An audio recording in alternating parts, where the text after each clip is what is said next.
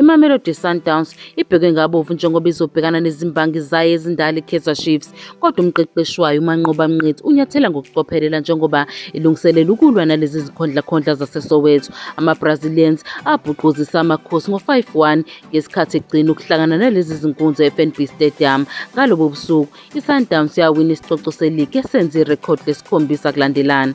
iChiefs ikhombisa izimpawu zokuthuthuka ngaphansi komqeqeshi omusha uNasruddin Nabi ngemuva kokuwina imidlalo yayo emibili yokuvula isizini entsha yeBetway Premiership. Bahlula iMoromo Gallants namaZulu njengoba sebezobhekana neMamelodi Sundowns ekhaya. Kufanele siye kulo mdlalo ngenkulu inhlonipho nokuzithoba. Kusesekuseni kakhulu ukuthi noma ngubani aqala ukucabanga ukuthi sesiyitholile inkundla yethu. Uxwayisa uMnqithi esithangamini nabezindaba samaqembu omabili ngoLwesine eMidrand. Indlela iChiefs eqale ngayo isizini nokushintsha kwayo abadlali enabo phambili. uCastin Sirini ubaluleke kakhulu kubona, kanti noRanga Jubaviri ubalulekile kubona.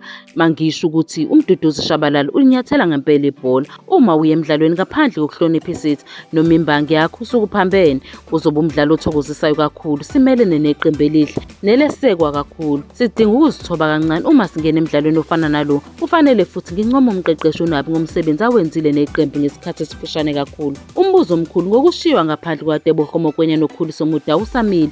Mnqithi akazange aphendule kangako ngesikhathi ebuza ukuthi abadlali ababili bebafana bafana bazobuya yini eqenjini lakhe lokuqala ngemuva kokuphuthela imidlalo emine edlule. Ngicabanga ukuthi iSundowns inabadlali abaningi abakhulu futhi bonke abadlali abakhulu bayadlala futhi ngijabule ngabanginikeza khona kuze kube manje.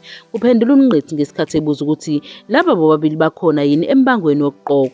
Bahlale beyingxenye yokuqokwa futhi akukaze kube khona umdlalo lapho bengakaze babe yingxenye yokuqokwa. Kufanele nje senze lezi zinqumo ngesinye isikhathi, kodwa ke bakhona bayaqhudelana abafanelekile futhi kungenzeka noma yini.